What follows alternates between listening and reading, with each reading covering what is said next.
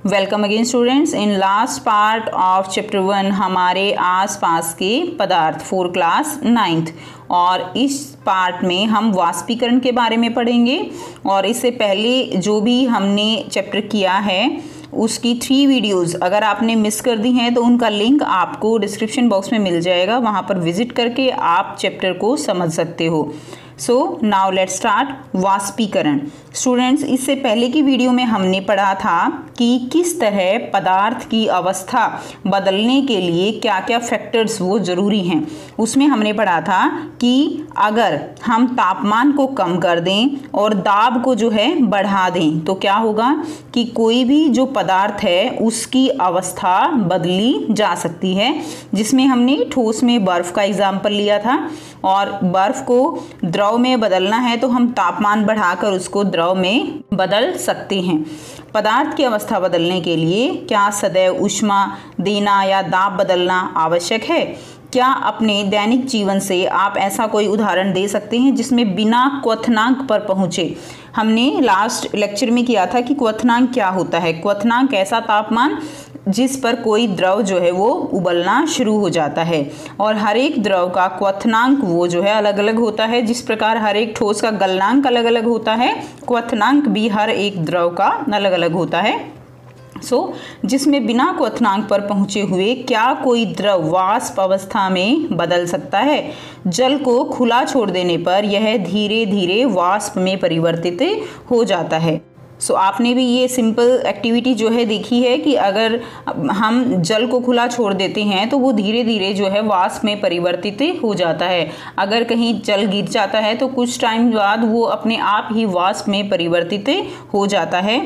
Atmosphere गैसीय दाब के मापन का क्या है? मात्रक है। दाब का SI मात्रक क्या होगा? पास्कल होता है।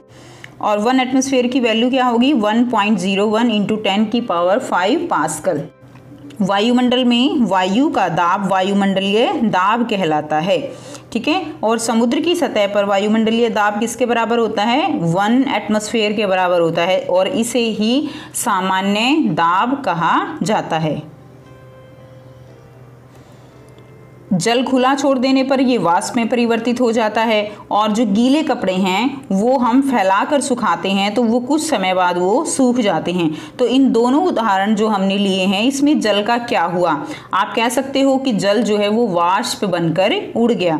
हम जानते हैं कि पदार्थ के कण जो है वो हमेशा गतिशील होते हैं और कभी रुकते नहीं। ये हमने अभिलाक्षणिक गुण पढ़ा था कि पदार्थ के कण जो है वो हमेशा गति में रहते हैं। एक निश्चित तापमान पर गैस, द्रव या ठोस के कणों में विभिन्न मात्रा में गतिज ऊर्जा होती है।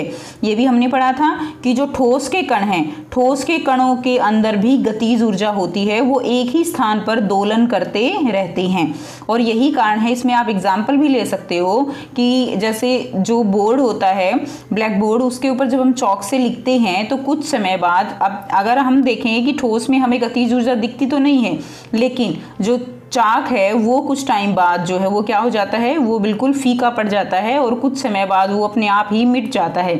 इसका कारण क्या है? इसका कारण यही है कि जो कण हैं, बोर्ड के कण हैं या चाक के कण हैं, उनके अंदर धीरे धीरे जो है दोलन होता रहता है, और जिसके कारण वो अपनी जगह छोड़ देते हैं। ठोस की बजाय जो द्रव है उनके अंदर गतिज ऊर्जा और ज़्यादा होती है, और द्रव की तुलना में गैस के जो कण हैं उनमें सबसे ज़्यादा गतिज ऊर्जा होती है।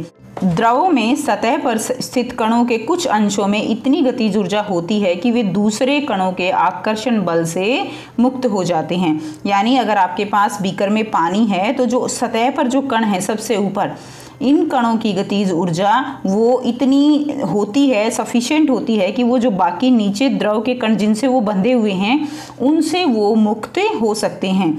क्वथनांक से कम तापमान पर द्रव के वाष्प में परिवर्तन होने की इस प्रक्रिया को हम क्या कहते हैं? वाष्पीकरण कहते हैं। यानी जो भी द्रव है वो बिना उबले ही, ठीक है, यानी क्वथनांक क्या होगा? जब वो उबलने लगेगा तो हमें उबालकर उसको वाष्प में परिवर्तित नहीं करना है।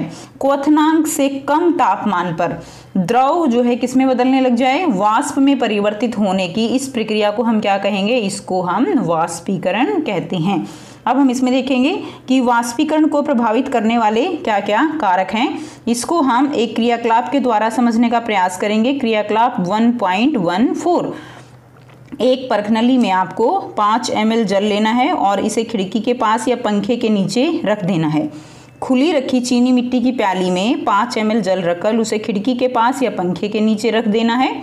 और थर्ड में क्या करना है, खुली चीनी मिट्टी की प्याली में 5 ml जल रखकर उसे अपनी कक्षा की किसी अलमारी के अंदर रख दें। तो 3 कंडीशन आपके पास हो गई हैं।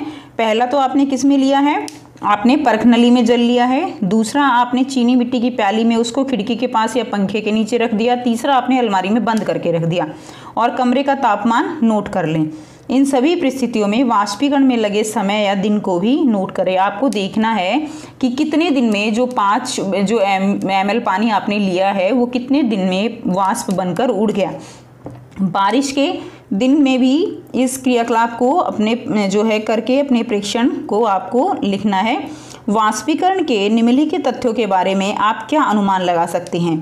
तापमान का प्रभाव, सतह का क्षेत्र, वायु की चाल। तो क्या इन सारे प्रभाव जो हैं, क्या इनका प्रभाव वाष्पीकरण के ऊपर पड़ता है। जितने भी कारक हैं, चाहे वो तापमान का प्रभाव है या सतह है या वायु की चाल है, क्या ये इन फैक्टर्स जो हैं, जो ये कारक हैं, इनका प्रभाव वाष्पीकरण के ऊपर पड़ेगा या नहीं पड़ेगा, ये हम अभी पढ़ेंगे। आपने ध्यान दिया होगा कि वाष्पीकरण की दर निम्नलिखित के साथ बढ़ती है सतह क्षेत्र बढ़ने पर। अब हम जानते हैं कि जो वाष्पीकरण है वो एक सतही प्रक्रिया है। ठीक है, सतही प्रक्रिया यानी जो पानी है वो सबसे पहले जो ऊपरी सतह है उससे भाप बन के उड़ेगा।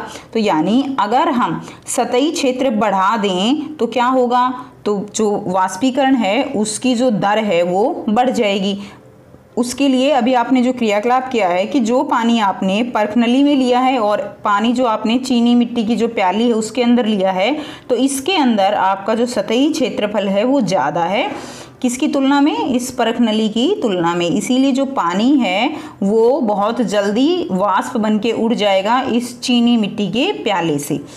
अब जैसे कपड़े सुखाने के लिए हम उन्हें फैला देते हैं, तो कपड़े जब हम सुखाते हैं तो कपड़ों को फैला के सुखाते हैं ताकि उनका जो सतही क्षेत्र है वो बढ़ जाए। अगर हम सारे कपड़ों को इकट्ठा डाल देंगे तो क्या होगा, सतही क्षेत्र नहीं होगा और कपड़े सूखने में बहुत ही समय लग जाएगा। नेक्स्ट जो कारक है वो है तापमान में वृद्धि। तापमान बढ़ने पर अधिक कणों को पर्याप्त गतिज ऊर्जा मिलती है जिससे वे वाष्पीकृत हो जाते हैं। यानी आपने देखा है कि सर्दियों में कपड़े जो है वो बहुत जल्दी नहीं सूखते हैं, लेकिन गर्मियों में बहुत जल्दी सूख जाते हैं। ऐसा क्यों है, क्योंकि गर्मियों में तापमान अधिक होता है। तापमान बढ़ता है तो कणों की गतिज ऊर्जा भी बढ़ती है और जिससे जो पानी के कण हैं उनको ज़्यादा गतिज ऊर्जा मिलेगी और ज़्यादा जल्दी वो वाष्प बन के उड़ जाते हैं। ये फैक्टर हम पहले ही कर चुके हैं। नेक्स्ट थर्ड पॉइंट क्या है, आर्द्रता में कमी। वायु में विद्यमान जलवाष्प की मात्रा को आर्द्रता कहते हैं। ठीक है, तो वायु में जो जलवाष्प है उसकी मात्रा अगर ज़्यादा है तो यानी जो वायु में नमी है, वायु आर्द्र है, जिसके कारण जो वाष्पीकरण की दर है वो कम हो जाती है। किसी निश्चित तापमान पर हमारे आसपास की वायु में एक निश्चित मात्रा में ही जलवाष्प होता है। जब वायु में जल जो कण हैं उनकी मात्रा पहले से ही अधिक होगी तो वाष्पीकरण की दर घट जाएगी। जैसे बारिश का जो मौसम होता है उसमें वायु में आर्द्रता ज़्यादा होती है। वायु की गति में वृद्धि। हम जानते हैं कि तेज़ वायु में कपड़े जल्दी सूख जाते हैं, ये बात भी सबको पता है, कॉमन है आपके लिए। वायु के तेज़ होने से जलवाष्प के कण वायु के साथ उड़ जाते हैं, तो जितनी ज़्यादा वायु की गति होगी उतनी ही जल्दी वाष्पीकरण होगा, जिससे आसपास के जलवाष्प की मात्रा घट जाती है। नेक्स्ट 1.5.2 वाष्पीकरण के कारण शीतलता कैसे होती है। आप इसमें हम पढ़ेंगे कि जो वाष्पीकरण है उससे हमें ठंड का अनुभव कैसे होता है। खुले हुए बर्तन में रखे द्रव में निरंतर वाष्पीकरण होता रहता है। वाष्पीकरण के दौरान कम हुई ऊर्जा को पुनः प्राप्त करने के लिए द्रव के कण अपने आसपास से ऊर्जा अवशोषित कर लेते हैं। यानी हम एग्जाम्पल लेके चलते हैं कि मान लीजिए हमारे पास ये बीकर है और इसके बीकर के अंदर जो पानी है उससे क्या हो रहा है, उससे वाष्पीकरण। अब जो सतही के ऊपर कण हैं इनको क्या चाहिए, इनको बदलना है वाष्प में। वाष्प में बदलने के लिए इनको क्या चाहिए, इनको चाहिए ऊर्जा। और ये अपने आप को गतिज ऊर्जा अपनी बढ़ाने के लिए ये ऊर्जा कहाँ से लेंगे, ये ऊर्जा लेंगे अपने आसपास से, ठीक है। और साथ में जिस पानी के साथ ये आकर्षण बल से बंधे हुए हैं उस पानी के अंदर से भी ये क्या ले लेंगे, ये ऊर्जा ले लेंगे। इस तरह आसपास से ऊर्जा के अवशोषित होने के कारण क्या होगा, शीतलता हो जाती है। यानी इन्होंने क्या किया, इन्होंने ऊर्जा को लिया, तो ऊर्जा लेने से क्या होगा, आसपास का जो तापमान है वो कम होना शुरू हो जाता है। जब आप एसीटोन, ठीक है, या नाखूनों की जो पॉलिश हटाने वाला द्रव है वो क्या कहलाता है, एसीटोन, उसको अपनी हथेली पर गिराते हैं तो क्या होता है, उसको जब हम अपने नाखूनों पर लगाते हैं या हथेली पर गिराते हैं तो हमें वो शीतलता महसूस होती है, हमें वो ठंडा लगता है। वो ठंडा क्यों लगता है, जो एसीटोन है वो क्या करता है, वो हमारी जो हथेली है या हमारे आसपास से वो वाष्पीकृत होने के लिए ऊर्जा प्राप्त कर लेता है और वाष्पीकृत बहुत जल्दी हो जाता है, जिससे हमारी हथेली पर शीतलता महसूस होती है। उसके अलावा नेक्स्ट एग्जाम्पल क्या है, तेज धूप वाले गर्म दिन के बाद लोग अपनी छत या खुले स्थान पर जल छिड़कते हैं। ऐसा क्यों होता है, गर्मियों में जो जल है वो छिड़का जाता है क्योंकि जल क्या करता है, जल के वाष्पीकरण की जो गुप्त ऊष्मा है वो गर्म सतह को क्या कर देती है, शीतल कर देती है। जब हम जल छिड़कते हैं तो जल क्या करता है, अपने आसपास से जो पृथ्वी गर्म है उससे वो ऊर्जा लेके और वाष्पित होता रहता है, जिसके कारण जो गर्म पृथ्वी है उसके अंदर जो तापमान है पृथ्वी का वो कम हो जाएगा सतह का, और वो जो ऊर्जा ली गई है उसके कारण जल के जो कण हैं वो वाष्पित हो जाते हैं और शीतलता का अनुभव होता है। क्या आप वाष्पीकरण के कारण शीतल होने के और उदाहरण दे सकते हैं?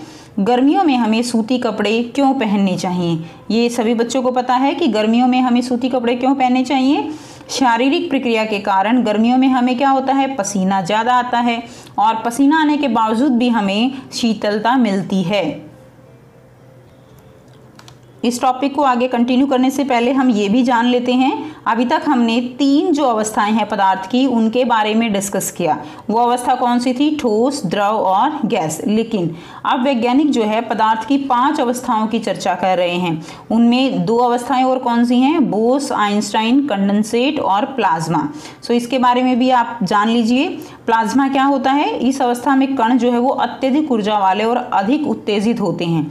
ये कण आयनीकृत गैस के रूप में होते हैं। फ्लोरेसेंट ट्यूब या नियॉन बल्ब में क्या होता है, प्लाज्मा होता है। नियॉन बल्ब के अंदर नियॉन गैस भरी जाती है और फ्लोरेसेंट ट्यूब के अंदर हीलियम या कोई और अन्य गैस होती हैं।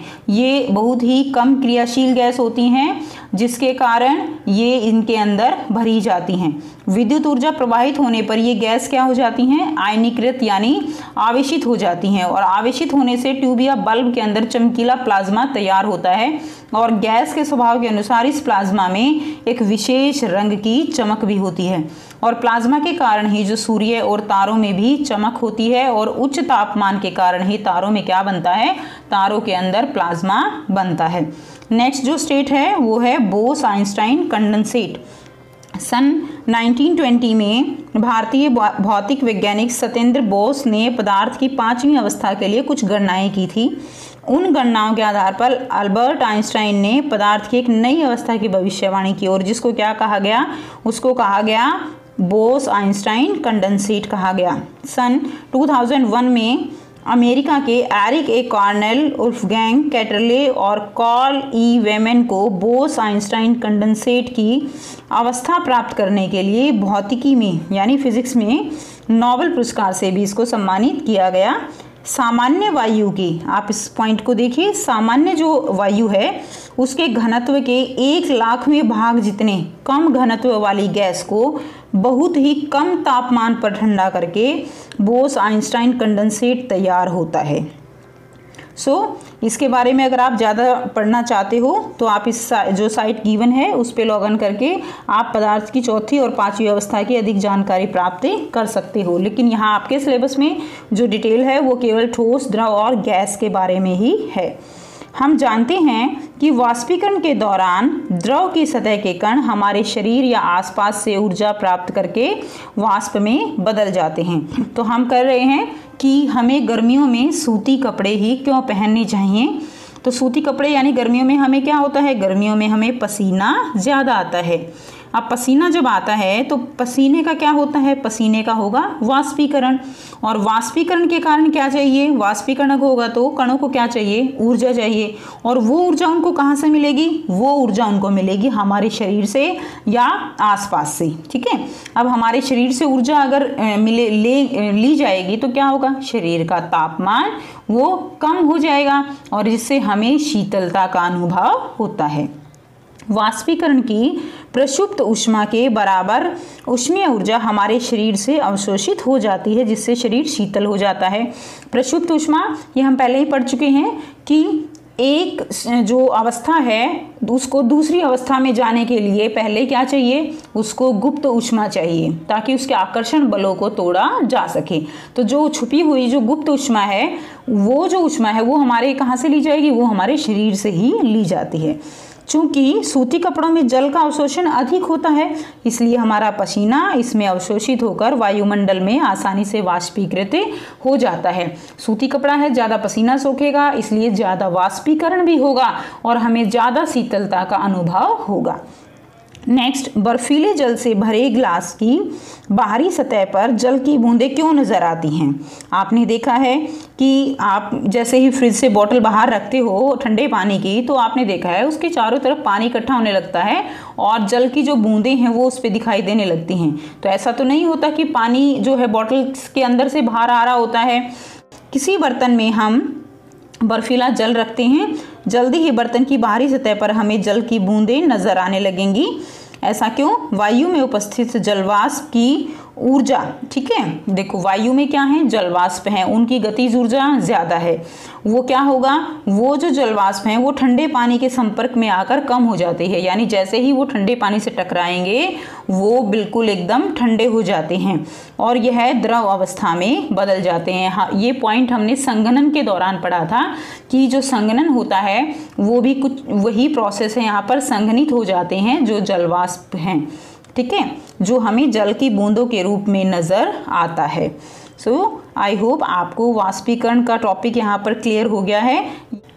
यहाँ पर आप वाष्पन और क्वथन इन दोनों में अंतर भी बता सकते हो कि जो वाष्पन होता है वो देखिए किसी भी तापमान पर हो सकता है, लेकिन जो क्वथन यानी उबलना होगा वो हर एक द्रव का अपना एक क्वथनांक होगा जिसमें जो तापमान है वो स्थिर रहेगा। जैसे पानी है, पानी का क्वथनांक कितना होगा 100 डिग्री सेल्सियस, तो वो उसी पर जो है क्या होगा, बॉयल करेगा। लेकिन ऐसा नहीं है कि जो वाष्पन है वो 100 पे ही होगा, वो किसी भी तापमान पर होता रहता है, चाहे वो सर्दियाँ हैं तब भी वाष्पन होगा और गर्मियाँ है तब भी वाष्पन होता है। नेक्स्ट, वाष्पन में आप कह सकते हो कि वाष्पन ये एक सतह पर होने वाली क्रिया है, लेकिन जो क्वथन है वो जितना भी द्रव है हमारे पास उन सभी कणों पर होती है। ऐसा नहीं है कि केवल सतह पर ये क्रिया लागू होगी। वाष्पन धीरे धीरे होता है, ठीक है, लेकिन जो क्वथन है वो एक तेज जो है प्रक्रम है। इसके अलावा जो वाष्पन है वो सतह के क्षेत्रफल, वायु कैसी चल रही है, वायु की जो तापमान कैसा है उसके ऊपर निर्भर करता है, लेकिन जो क्वथन है उसमें इस तरह के कारक वो काम नहीं करते।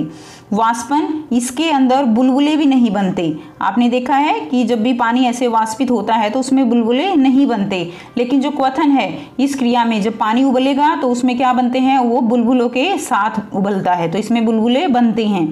वाष्पन में इसमें शीतलता का अनुभव होता है, ठीक है, लेकिन जो क्वथन है इसमें ठंड उत्पन्न नहीं होती। तो यहाँ से आप क्वेश्चन जो है ये भी अटेम्प्ट कर सकते हो कि वाष्पन और क्वथन इन दोनों में क्या अंतर है। सो आई होप आपको ये चैप्टर क्लियर हो गया है। फिर भी अगर कोई प्रॉब्लम है आप कमेंट करके पूछ सकते हैं। ये वाष्पीकरण से रिलेटेड ही कुछ क्वेश्चन गिवन हैं जिनको आप इजीली कर सकते हो। नेक्स्ट वीडियो में हम जितने भी ब्लू बॉक्स क्वेश्चंस हैं उन सभी को डिस्कस करने वाले हैं। So thanks for watching. मिलते हैं नेक्स्ट वीडियो में ब्लू बॉक्सेस क्वेश्चंस के साथ।